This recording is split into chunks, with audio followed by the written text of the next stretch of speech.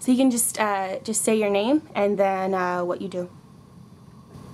Okay, my name is Martha Bumala. Most people know me as Marty. And I'm a bear artist.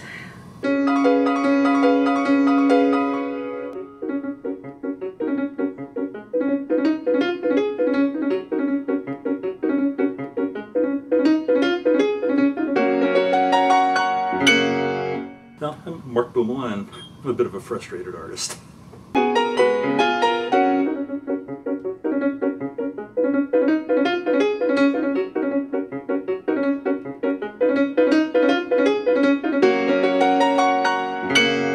They're a positive thing because you have to pick one up and you have to hold it, and it gives you a sense of happiness, for lack of a joy. You really have to touch a teddy bear. Teddy bears are tactile. You know, they tell you as much from the feel as they do from the expression. They're just a wonderful thing, you know. You can't be upset, or if you're upset, you won't stay upset. But they just make you feel good. I'm a miniature war gamer, among other things. It's my hobby. The Viking Huskarls here. I'm a member of 2 national organizations. One is the Historical Miniature Gamers Society. It gets some mounted cavalry, the command stands. The other is the North American Society of Ancient and Medieval War Gamers. This one in particular I'm working on, I wasn't happy with the original flag pattern. The competition, the camaraderie. I mean, you can't meet a greater bunch of people. So I painted the flag black. We do it all for fun. And put on it a symbol of what is probably my favorite heavy metal band. There's some friendly competition, some bragging rights. It's a humpa folk metal band from Finland called Korpiklan. And the symbol is a shaman, which was actually the original name of the band. That lovely one there, this lovely one here, a couple thousand. Because I started back in 1997,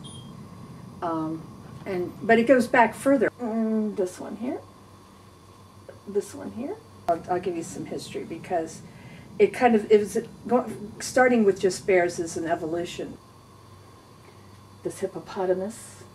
I started sewing when I was 13, and I begged my parents for a sewing machine, and after that I made all my clothes. This one here. The brown panda over there. Speak up, guys. Well, when you make clothes, you're left with scraps, and it's too good. Some of the fabrics are just too nice to throw away, or you have too much to throw away. So the next step from scraps is quilts. This one here, this one here, this one here. Quilting got a little slow for me. I couldn't finish it fast enough. So I went to making dolls. This one here. And having children, having Jesse and Erica and Rachel, I made dolls for them. All of these. I started to make animal ones. I made sheep. All of these I have made except the 2 on the end. The brown, there's a bunny and that brown bear. I made one for Rachel and one for Jesse. But Erica was too little to get one. I was afraid she might pull the buttons off for the eyes and might swallow something that she shouldn't, but all the rest of these I've made. So I made her a bear. Like no faces. These are 2 of the same pattern, but no face. Oh, okay, yeah. So you're working on these this ones? is the one I'm working on right now. These will be Choctaws. You can see they're in the initial stage. Then the hair, the basic skin color, and the breechcloths for some of them. I make a purse. It has a zipper in the back. So she came home with this box, It's this wooden wood. box, and it had some paint in it and a design, and she handed it to me and she said, "Can you do this? Finish this." Whoever had worked on it just got tired of it, bored with it. So I figured, what can I do with this thing? And, you know, it's a challenge. This is what they call a yes-no bear. There's an apparatus in her, and it's operated in her tail. It makes her would go up and down and around, yes. At work, we usually do what we call a white elephant gift exchange at Christmas. And somebody brought that thing. It's a handmade doll that was probably given to somebody either as a joke or somebody really thought they were doing a wonderful job on this. Or it was a re-gift. Well, it was absolutely a re-gift. And we got it was a re-gift, so. Yeah, and I looked at it. Somebody else had chosen it. I looked at it and I thought, you know, nobody's going to appreciate that doll because it is so bizarre. It's not very pretty, but I do know somebody who would appreciate it for what it is. And I took the doll and they looked at me like, are you crazy? I'm thinking, probably. But she's become part of the menagerie.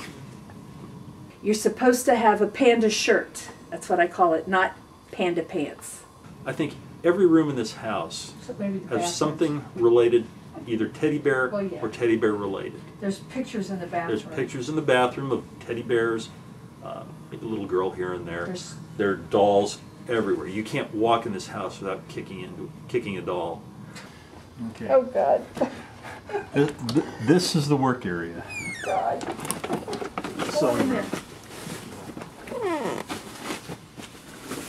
I can get in there. It's for sewing mostly. And if I want to hide, I'll come in here. There's my shorty, This is the your original shorty. See what you need, and then you're supposed to stick pins in it. these are Aztecs. She wants to talk about me. She wants me to talk about myself, okay?